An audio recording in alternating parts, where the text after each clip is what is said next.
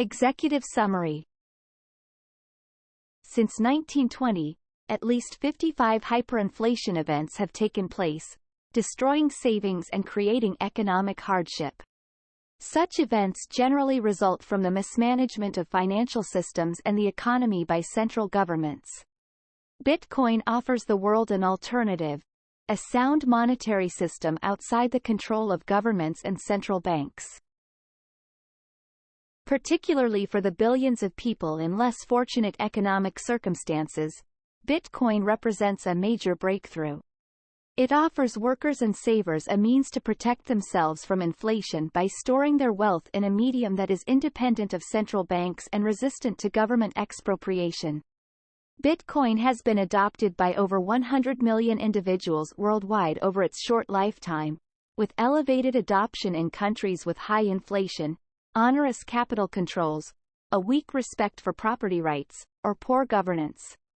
People in these countries value Bitcoin's institutional qualities, which compare favorably with their local settings. To serve its role, Bitcoin relies upon a proof-of-work system, through which miners compete to assemble transactions in a shared global ledger.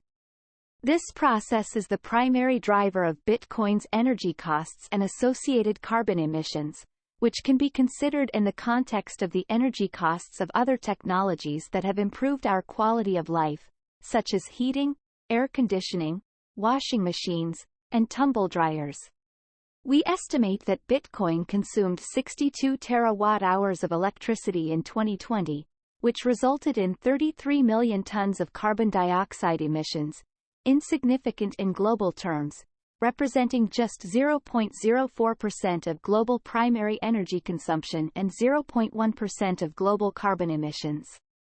Bitcoin's electricity consumption is also low compared to other energy-intensive modern conveniences, such as domestic refrigeration 630 terawatt-hours and domestic tumble dryers 108 terawatt-hours.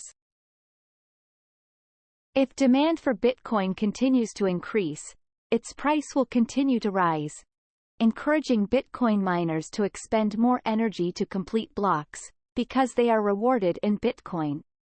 Counteracting this incentive to mine is the preordained halving of Bitcoin rewards approximately every 4 years, which reduces mining revenue and the consequent demand for electricity. We have assessed the future carbon footprint of Bitcoin using a number of future price scenarios. In a base case, the price of Bitcoin reaches $60,000 by 2030. Electricity consumption and associated emissions peak at around 120 terawatt-hours and 47 million tons of carbon dioxide in 2024, before declining rapidly. By 2028, emissions are below a net zero pathway. In a high-price scenario, Bitcoin reaches $490,000 by 2030, or 45 times its average 2020 price. Electricity consumption peaks in 2027 at 11 times its 2020 level, and associated carbon emissions are 7 times their 2020 level. Emissions fall rapidly after 2027, reaching 22 million tons of carbon dioxide by 2040.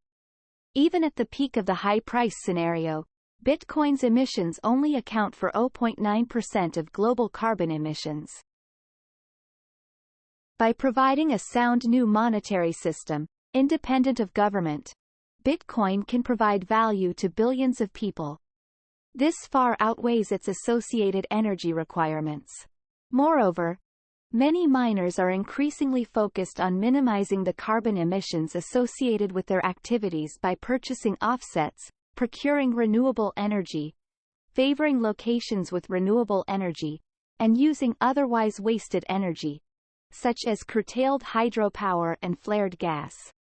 Over the longer term, the intensity of Bitcoin's carbon emissions will decline, as the development of renewables continues and countries strive to decarbonize their electricity grids.